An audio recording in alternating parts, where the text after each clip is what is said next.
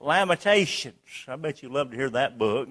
It's hiding between Jeremiah and Ezekiel. Lamentations. Just the word, just the title makes me go, oh no. But it won't be an oh no tonight, I hope. Jeremiah was called the weeping prophet, for a reason. He was called the weeping prophet, is called the weeping prophet because he wept. He had a reason to weep. He was a man of God in a time when most people cared little for God. He was looking across a land who used to be a zenith for God, looking across Jerusalem, now which had become Israel and had become Judah, a divided kingdom. But God had put a stamp of approval on that land and on that people, and had built in Jerusalem, had man to build a temple where he met with them. And God had revealed himself to his people Israel.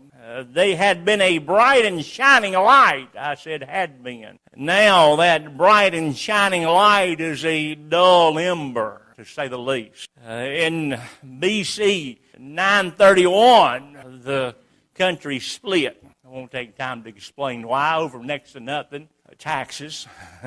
What started it. So now there's a northern kingdom, the 10 tribes of Israel, it's called, to the north. And then there's 2 tribes of Judah to the south. And in 722 B.C., understand what's going on here. God had worked in these people's lives. It had been, as I said, a zenith. It had been a bright light. God had manifested himself in this place and in these people. But now they've turned away from God. And they are about to suffer the consequences. Doesn't matter how high we've soared, we walk away from God and we'll come down. That's true of a country, that's true of a church, that's true of an individual. And Israel is coming down. In 722 B.C., Assyria comes in and takes the 10 tribes, a part of Israel. To be honest, they've never been heard of since. You've probably heard of the lost tribes of Israel. That's where they got dispersed. That happened in 722 B.C. The king of Assyria came in and took captives most of the people. Most of the people of God, they took back to Assyria, and the only ones they left was the people that nobody wanted anyway. The very poor or the very meager, just to be honest, the very ignorant. The ones that nobody wanted anyway, he left. And he brought in outsiders that he had captured and brought them into the country, and they began to intermingle with these undesirable folks. And so it's not only that God's people have been taken away from God's land, but now what's left of God's people, which is not much, they're intermingling with the world. And that's not the only thing that we see. In 586 B.C., Nebuchadnezzar comes in, and the 2 tribes to the south, he comes and takes them away. That's Daniel, Meshach, Shadrach, Abednego. So Jeremiah, seeing all the results of this, he sees the results of God taking the torch off, God removing the spirit and dealing with his people. He saw it coming. God had warned him, and he had warned them for probably up to 40 years. He had preached, judgment's coming. Nobody wanted to hear. And now by the time he's writing this book, judgment has come. The 10 northern tribes, nobody knows where they're at. They're dispersed. They've been taken captive. And the bunch in Samaria in the middle, they're the undesirable, mingling with the world. And now the lower 2 tribes, Judah, have been taken to Babylon. And to be honest, the whole country's in a mess. And it's their fault. And in chapter 3, Jeremiah's looking over all this mess. And he starts in verse 1. He says, I am the man that have seen affliction by the rod of his wrath. I've seen God give his people a whipping. I have been one of the ones that God whipped. I won't take time. I encourage you to sometime to read through these verses in chapter 3 and notice the agony. The agony. Let's just look at a couple of them. Verse 3. Surely against me is he turned. Speaking about God. He turned his hand against me all the day. Verse 8. Also when I cry and shout, he shutteth out my prayer. Verse 18, and I said, my strength and my hope is perished from the Lord. Have you ever been there? I think we have.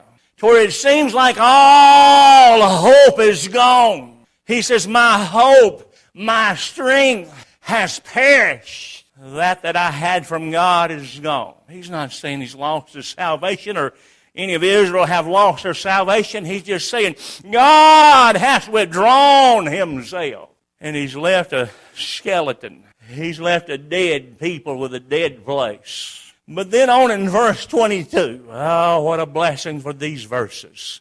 It is the Lord's, let's back to verse 21. This I recall to my mind, therefore have I hope. Oh, whoa, what happened?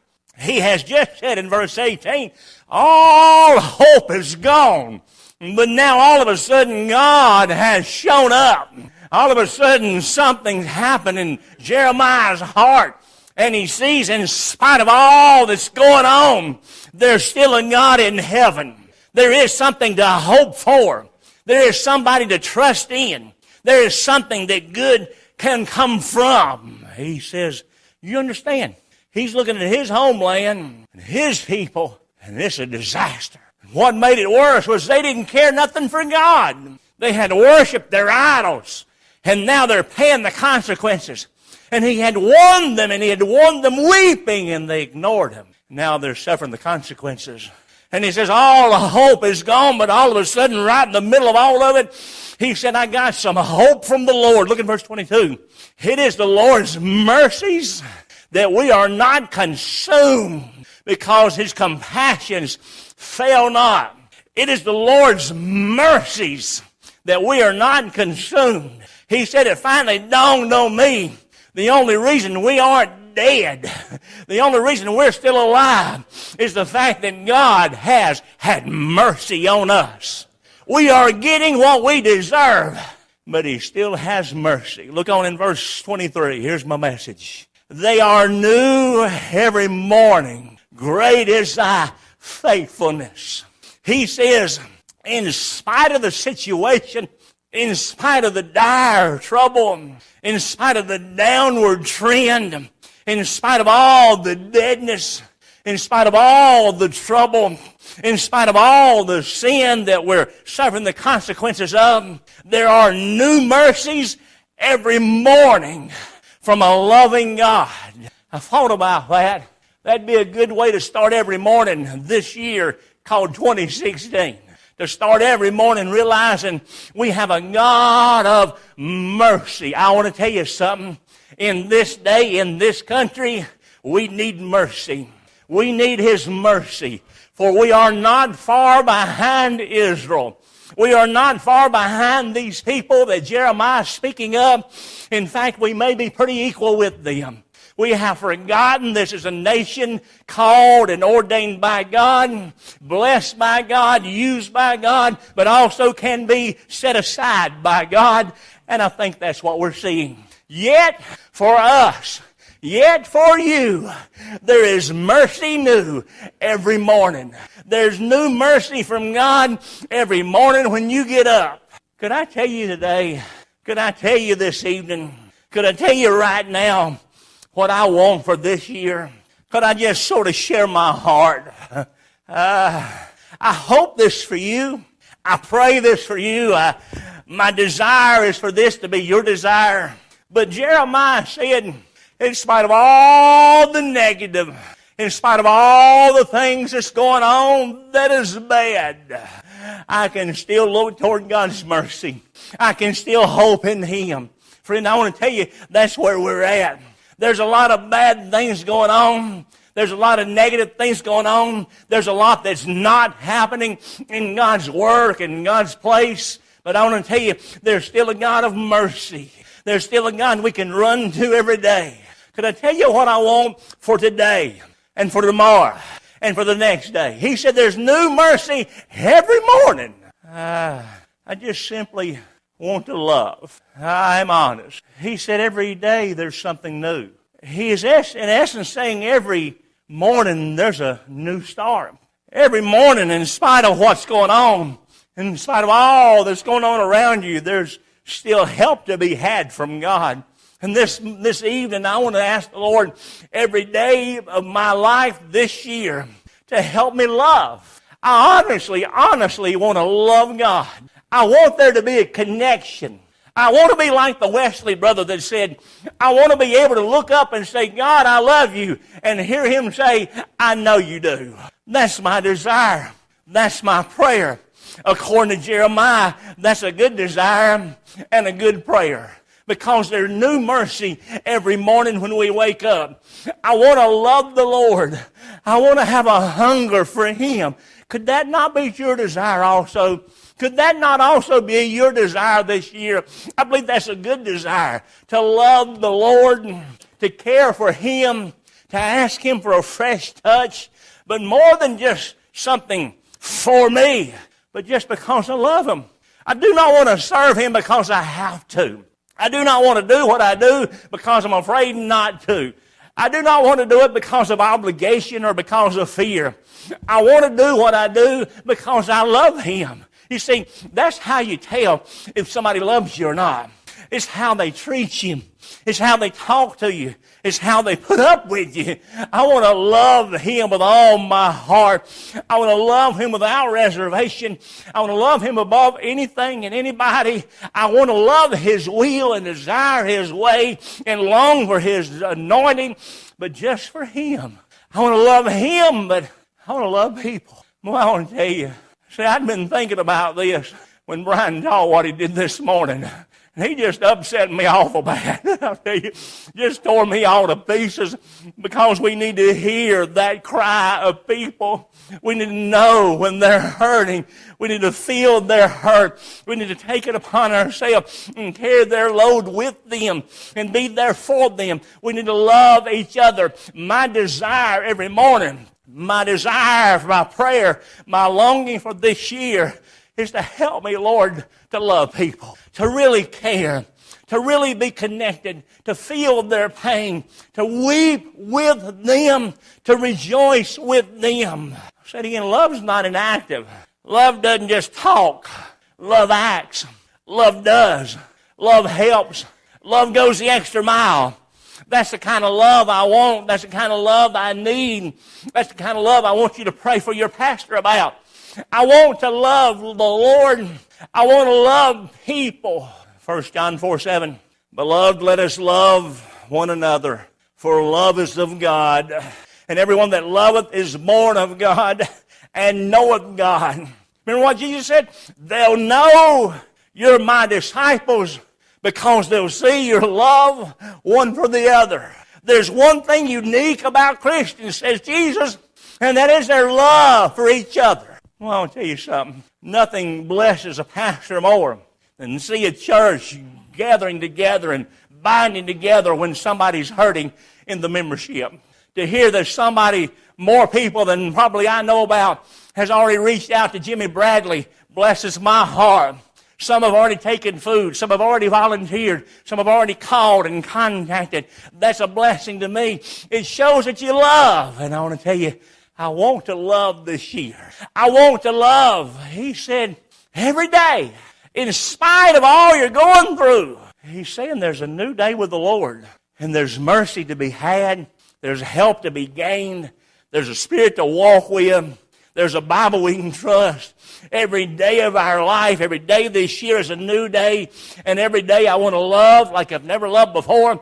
I want to love, but I want to listen.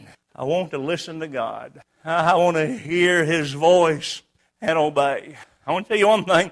In Jeremiah's day, if there was a need they had, it was for somebody to hear God, somebody to listen. And I am convinced more than ever in this day, there's a need for God's people to listen to him. I had an evangelist call me last night, and I just took the opportunity.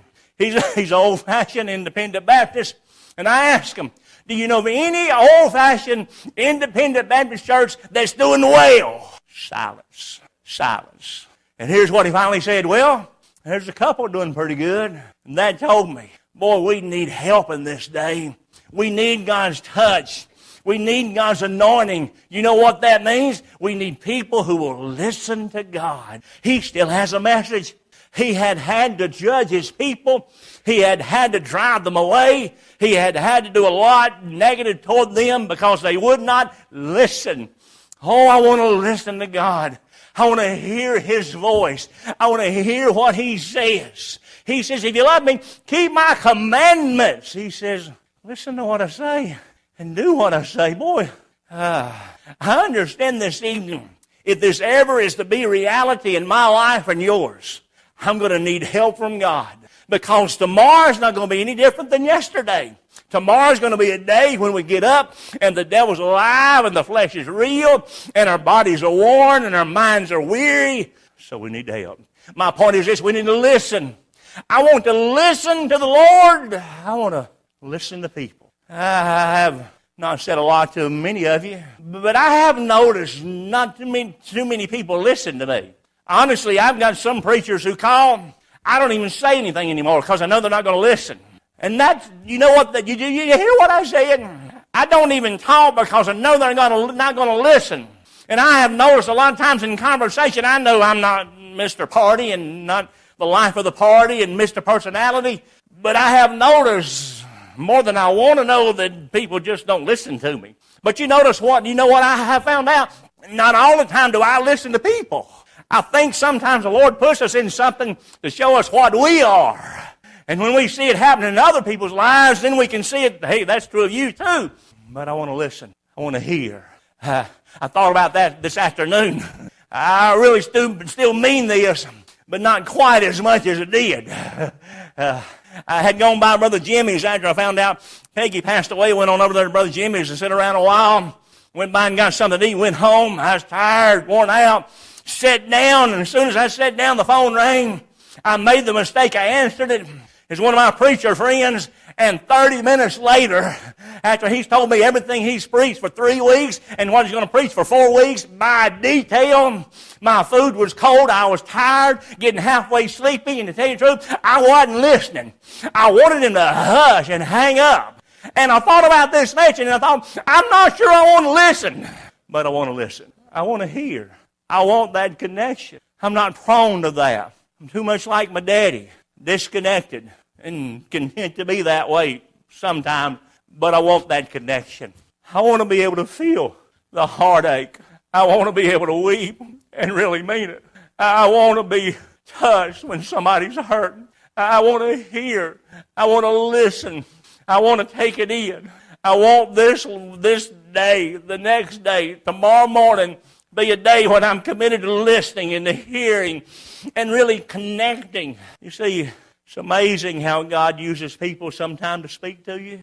Some of the greatest things that we have going in this church tonight have been recommendations of people that just said that, this sounds like something to work, or have you ever thought about this? God uses people to bring about His will. He does that in the church. He'll do that in your life. But we need to listen to them. We need to hear. Sometimes you need to say, oh, no, that's not for me. That won't work. But sometimes it's God moving through them to touch you. I want to love. I want to listen. Every morning, I want to wake up and say, I want to learn. I want to learn. I love to learn. I hated it during school. That's one reason why I don't know where to put commas, and I don't know anything about English. And I can't add 2 plus 2 hardly. But I love to learn. I love to learn things about the Bible. This year, could I say, every day this year is going to be a new day. And every day I want to wake up with a desire to learn, learning new things, relearning things I already knew but I forgot. New insight. God opening my eyes to something I haven't seen. I want to say, oh my goodness, a lot this year, because God showed me something wonderful. God showed me something great. Here's what the writer of Proverbs said, talking about wisdom and about the Lord. Receive my instruction and not silver, and knowledge rather than choice gold. For wisdom is better than rubies, and all the things that may be desired are not to be compared to it. He says when God shows you something, it's better than being rich. It's better than finding rubies. It's better than getting diamonds. And I agree with that. I want my eyes to be open. I want to learn new things. I want to learn about the Lord. I want to learn how to walk with Him closer. I want to learn how to have victory. I want to learn how to preach. I want to learn how to do God's will. I just want to learn. I want Him to show me things I have not seen. I need to learn. I can't think of any other way to say it other than I feel so dumb sometimes. I want to wake up every morning and know there's mercy from God to teach me something. To teach me how to live. To teach me about the Lord. Teach me how to worship. Teach me how to love Him. Teach me how to witness. I want to learn. Number 4, I want to live. I want to give God my all. Jeremiah had given his all. And he'd gotten to the point where he felt like he didn't have anything else to give. And he felt like God had left him. He'd prayed and God wouldn't hear. And he asked God to touch his people, and it only got worse. But in the middle of all this turmoil, he said, there's mercy from God. He helps us when we don't deserve it. He helps us when we don't deserve it. He helps us when we didn't even expect it. He comes by and does a work, and we almost got to where we didn't even hardly expect it. I want to tell you, I want to live for the Lord and put Him first. Paul said it like this, that in Him, that He might have the preeminence. In all things, that He might have the preeminence. That means that He might be first above everything. My life verse still is, He must increase, but I must decrease. That's my desire. I don't want to end another day with regrets. I don't want to get beside my bed at night and pray and have to first say I'm sorry. I don't want to end the day with regrets. I don't want to end this year regrets. If I'm still alive, I sure don't want to end my life with regrets. And the only way I can end a day or a year or a life without regrets is to give Him my all, to live for Him, and put Him first. That's my desire. Life is so short. Life is so short. And what we do for the Lord is the only thing that's going to count. And what we're going to do for Him, we've got to do it now. That's why John 9:4 says, I must work the works of Him that sent me while it is day. The night cometh when no man can work. Even Jesus said that. And then lastly, and I knew it wouldn't be long, I want to lean. I want to love. I want to love Him and love y'all, love lost, love people. I want to listen. I want to listen to Him and listen to people. I want to hear them. I want to tune in.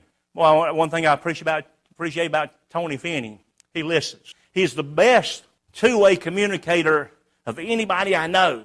It took me a while to get used to that, because I'd call him or he'd call me or we'd be together somewhere, and I'd say something and there'd be silence. And I think, did he go to sleep? But he was listening. And he was making sure I got through before he commented. How often do you get that? He listens. Even little kids. I saw him at the camp meeting. People all around him, people, grown-ups, important people coming up to say what a good message. And the little kids that came up, he gave them just as much attention to anybody there. And while he was talking to that child, there was nobody else around. That's what listening is. I almost hate that I told you this, because now you're going to be expecting it. But that's my prayer. That's my desire to love and listen and learn and to live, and I want to trust Him. And boy, I need to. I need more now, I believe, than ever to trust the Lord. If Jeremiah ever needed to trust the Lord, it was the day that he was writing these things down. His heart was broken. And it wasn't just the country, but it was him himself. He's writing this about himself also. He says, I know what it's like to go to the woodshed. I know what it's like to call on God, and it seems like He doesn't hear. I know what it feels like it seems like He's walked away and left me. I know what it's like. And if there's anything that Jeremiah needed and anything I need and probably anything you need in these days is to lean on the Lord, trust Him, to believe, to trust Him. God's still God. God's still able. God's still willing. And He needs a person, He needs a people, He needs a church who will say, I will trust you without reservation. I will trust you without hesitation. I will trust you in spite of fear. I will trust you in spite of circumstances. Proverbs 3:5, trust in the Lord with all thine heart, and lean not unto thine own understanding. In all thy ways acknowledge God, says the next verse. If you care anything about the work of God, If you care anything about God moving or God working or God answering prayer or God meeting needs or lost people getting saved or God's people getting help or sick people getting well or troubled people getting encouragement, in this day, I hope you have learned that trusting Him is so vitally important. The songwriter said it, I'm so glad I have learned to trust Him. Brother Danny said this morning, I agree. I hadn't gotten there yet, but I want to. I want to get to the point to where I trust Him no matter what, no matter how I feel, no matter what I'm thinking. I want to trust Him. And boy, I want to tell you something. He's looking for somebody that'll trust Him that much. He's looking for somebody that will believe. He's looking for somebody who will say, I believe you, God. I trust you, God, in spite of what's going on. I'm telling you, it couldn't get much worse than what Jeremiah was facing. And he said, there is mercy. There is a God. There is hope. That's called trust. That's called leaning. Some of you, I don't even have anybody in mind at all. But some of you right now, if you don't trust the Lord, you're going to be in trouble. Maybe not in sin. I'm not talking about that. I'm not even thinking about that. But just mentally, emotionally, we need to trust Him. We need to trust Him. The darker it gets, the more faith is needed. The worse it gets, the more faith is needed. This morning, tomorrow morning, the next morning, till I leave this world, I want to realize it's a morning of mercy and that I can trust Him. I can trust Him. It's amazing what happens when you depend on Him. Well, let's stand together.